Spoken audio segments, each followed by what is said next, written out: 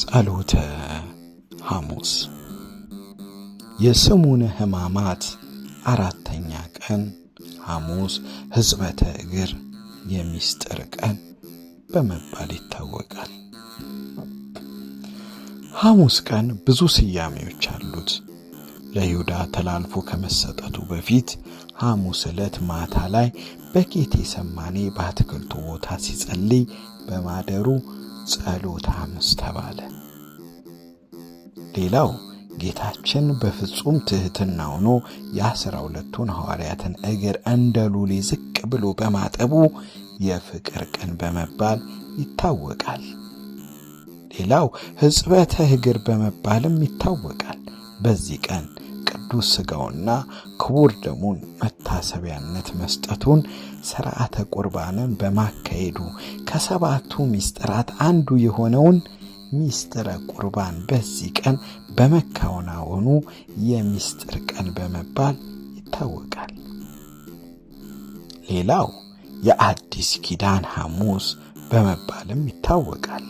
መስዋዕተ ኦሪት በእንስሳ በሚደረግ መስዋዕት ቀርቶ ለሰው ልጅ ድህነት ለዓለም ድህነት ሲል ራሱን መስዋዕት አድርጎ ያቀረበበት ቀን ስለሆነ የአዲስ ኪዳን ሐሙስ ይባላል። አንድም የነጻነት ቀን የነጻነት ሐሙስም በመባልም ይታወቃል። ለኃጢአትና ለዲያብሎስ ባሪያ ሆኖ መኖሩን ማብቃቱን እንዲሁም የሰው ልጅ ያጣውን ክብር ማግኘቱን የተረጋገጠበት ቀን ነው። በዚህ ቀን ጌታችን መድኃኒታችን ኢየሱስ ክርስቶስ በጌቴሰማኒ በአትክልቱ ስፍራ ሆኖ ወደ ፈተና እንዳትገቡ ትጉና ጸልዩ ብሎ ሐዋርያትን እንዳስተማረ ሁሉ እኛም ጸሎት ልናቀርብ ይገባል። የሐዋርያትን እግር እንደ ሎሊ ዝቅ ብሎ ተንበርክኮ እንዳጠበና በማበሻ ጨርቅም እንዳበሰ ሁሉ እኛም ለታላላቆቻችን ለታናንሾቻችንም ጭምር ዝቅ ልንል ይገባል።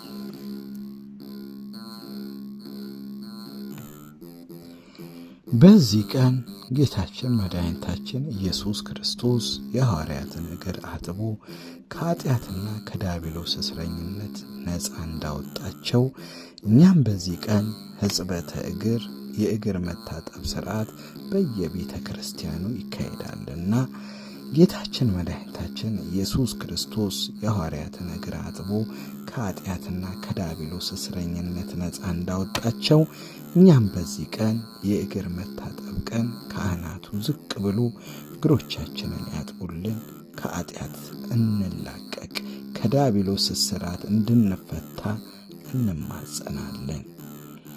ይህ ቀን ቅዱስ ሥጋውና ክቡር ደሙን ያቀበለበት ቀን ነውና እኛም ለዚህ ቀን እንዲያበቃን እንማጸን ይገባል።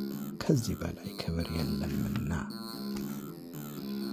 ጌታችን መድኃኒታችን ኢየሱስ ክርስቶስ እንደ ባሪያ እንደ ሎሌ የሐዋርያትን እግር አጎንብሶ ዝቅ ብሎ እንዳጠበ እኛም ቢያንስ የሰውን እግር ዝቅ ብለን ማጠብ ባንችል እንኳን ልቦናችንን ሊሰበር ልቦናችን ዝቅ ሊል ይገባል። ይህ ቀን ፍጹም የሆነ ትሕትና ፍጹም የሆነ ፍቅር ያየንበት ቀን ነውና ፍጹም የሆነ ትሕትና ፍቅርን ጠይቀን ልንቀበል ይገባል። ይህ ቀን የነጻነት ቀን ነውና በዚህ ቀን ከዲያብሎስና ከኃጢአት ባርነት ነጻ እንድንወጣ ልንማጸን ይገባል።